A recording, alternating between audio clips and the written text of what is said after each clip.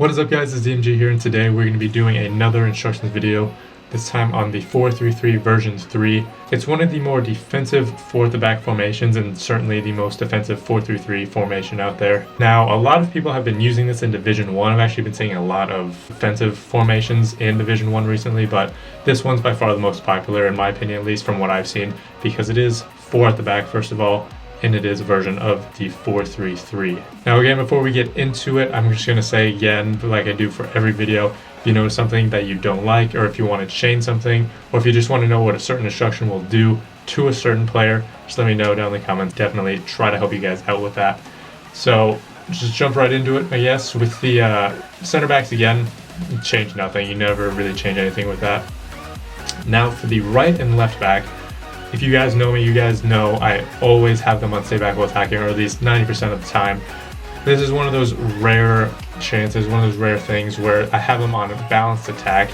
Now you can see there's a huge gap between the right wing and left wing, between the wingers and the defensive mids. You can see there's a huge gap there. I have my right back on stay back while attacking. He will not go and pursue that gap as often. If I have him on balanced attack, and because of his high medium work rates, he will push up a little bit more and he will fill that gap between the defensive mid and the wingers. So because of that, they're going to be more link ups. He can link up with the right wing, he can link up with the defensive mid, he can even link up with the center mid as well. But if I have him back, that's not going to happen. There's going to be a huge gap, and then my strikers or my attackers won't even get the ball very often. Same thing for the left back. Like I said, huge gap between the center defensive mid and the left wing. So you want your left back to go fill that spot basically, and Gibbs, again, high medium work rates, he can link up with the left wing, with the left defensive mid, and the left center mid. So that is it for the defense. Nothing for the center backs, and then for the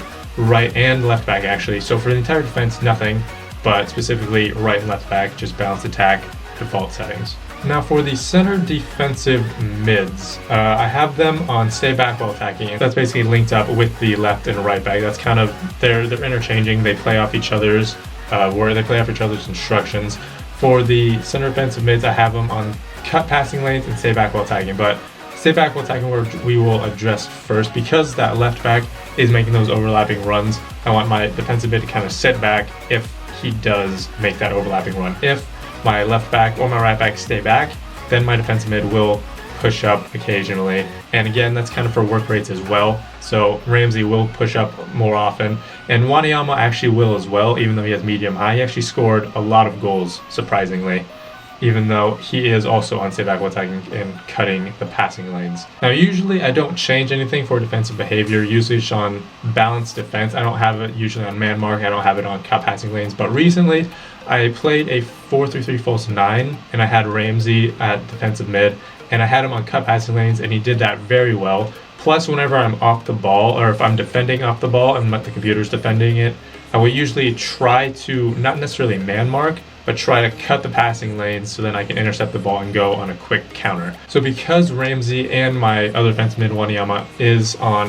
cut passing lanes, I can focus my efforts on defending the ball carrier, so then that way these guys can just focus on cutting the passing lanes and I don't have to worry about that as much. Now for the center mid, now this guy is really interesting because there is a huge ass gap between the attackers and the midfield. You can see here, it's the same gap between the right wing and defensive mids and the striker and the center mid. So I have him on stay on the edge of the box, so crosses, and that's normally it. That's pretty much it. Now, first I'm going to address the fact that I have him on stick to position, because usually when there is a huge gap, I will have my center attack mid or my center mid on free roam, so then he can go and help that person out. However, in this case, I don't have that. I have him on stick to position. If it was on the wing basically, then my center defensive mid, my right back, or my center right back, and then my right back would all kind of be in the same spot. And then sometimes if I had him on free roam or something like that, he would come over and help, which isn't really necessarily a bad thing. However, when I got out of that, there would be no one in that center mid role. So that's obviously a huge problem. So if he's stick to position, he won't really go and help that often. He will occasionally, but not often. But when you do pass out of it, when you do get out of it, he's going to be there in that center mid role waiting for you, so then you kind of link up the play when you are attacking. Now, if you do want that easy pass to kind of get yourself out of that or something like that, if you are on the wing and you're kind of in trouble, then set him on free roam, because then he will kind of be there. So then you have another extra pass or another option to get the ball rid of if you're getting pressed or something like that. However, I'd rather just have him on 6-2 positions. Then usually I can pass out of that, I can pass other situations. So then when I do that, that defensive mid or that center mid is going to be right there waiting for me. So that's kind of similar reasoning to why I have him stay on the edge of the box for crosses as well. If I don't have him on that, I'm just like balanced crossing runs or something like that, he will get in the box or he will kind of go attack more. And then that way, if that happens, there's going to be a way bigger gap between the attackers and the defensive mid. There's going to be the striker and like the wingers, and then defensive mid. There's going to be no central attacking mid. There's going to be no center mid. There's going to be no left mid, no right mid, nothing. There's going to be no midfielders between the striker and the attackers, and then the deep lying defensive mid. There's going to be no midfielders there. So then because of that, I have him on the edge of the box for crosses. So then that way, he's at least playing center attacking mid. He will also drop back a little bit and play center mid, but at the very least, he will be playing center attacking mid, and then he can at least run back and try to defend if you are getting countered. Now on to the attackers, more specifically the left and right wing. Usually in something like this, I would usually have them on for support runs on come short, because I was saying earlier, there's a huge gap between the defensive mids and between the left wing or the left and right wing, the wingers basically. However, I have them on balanced support, and that's because if that left wing or if that left back does make that run forward and is in that spot, first of all, it's going to be ridiculously crowded, and then again, there's not going to be a lot of people sitting back really. So both my left wing and my right wing on come short, both of them would get back, and then first of all, it's already a very defensive formation. There's 8 at the back already, pretty much. Then it'd be 10 at the back if I had both of them on come short. There'd be 10 at the back. So first of all, it'd be ridiculously crowded vertically. It'd be really compressed vertically. And then it would be center mid and back. There'd be 10 people, which would be super overcrowded. But then I would have my striker completely isolated. He would not even be a part of the attack. So then it's basically 10 on 11 for just a little bit in your own defensive third. You'd have 10 people in your defensive third, no one to help. And then your striker would just be isolated, and you couldn't even really get an attack going. So in this case, I just have them on balance support. So then there is a big gap there.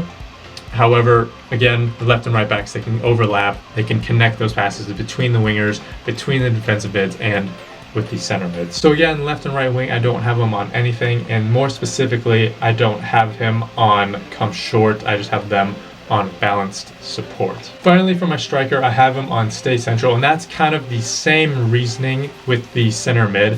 Like I said earlier, if I have my center mid on free roam, he would go over and kind of crowd up the areas on the left and right side, and then no one would be in the center of the pitch. Same thing for my striker. If I have him on balanced width, if I don't have him on stay central, he will kind of go off to the side, basically, so then you can just make that easy pass. But then again, no one will be in that striker role. No one will be in the box. Maybe Balassi, but that won't really be enough to actually get a header goal. You need at least 2-3 people in the box to actually make an effort at goal, not just one winger. So have him on stay central because of that. Plus, specifically Harry Kane, he tends to kind of go out wide, so it kind of fits with him as well. So that's going to be it, guys. Thank you so much for watching. Again, if you have any questions about certain instructions, just leave them in the comments down below, and I'll answer them for you guys. Thank you so much for watching. This has been DMG. Peace. He scores goals from inside the 6-yard box with his head. He scores goals inside of the box. He scores goals outside of the box. It doesn't matter where he shoots it. If you have time with it,